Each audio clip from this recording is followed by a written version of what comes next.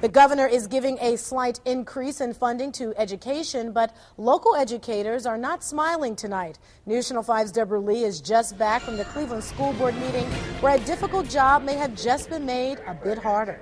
Well, they expected to lose both state and federal funding this year, but the interim CEO says the losses could be a little more than anticipated. But tonight, their biggest challenge is a $47.5 million budget deficit. Balance of the meeting. At a special meeting tonight, the Cleveland School Board discussed possible actions they may have to take to erase a $47.5 million deficit, and it appears the state isn't making the job any easier. It was probably going to result in perhaps a bit worse. So, who knows, maybe $47.5 million becomes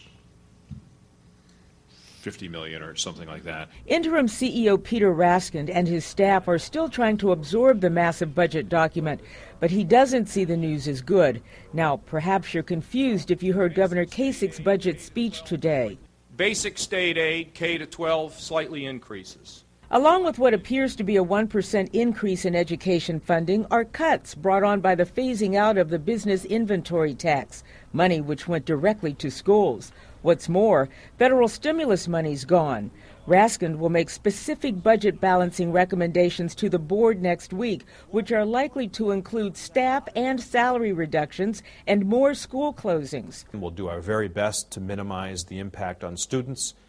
I wish I could promise to be zero impact on students. I don't think I can. Raskin says it could be a few days before the full impact of the state budget is known. But regardless, this is a school district with tough decisions ahead. Now, the administration makes its recommendations next week, and the board will probably be ready to take some action sometime in April. They're hoping not only to balance the budget this time, but to begin to establish a long-term fiscal stability. In the newsroom, Deb Lee, News Channel 5. For Governor Kasich's full budget report, turn to our website, newsnet5.com.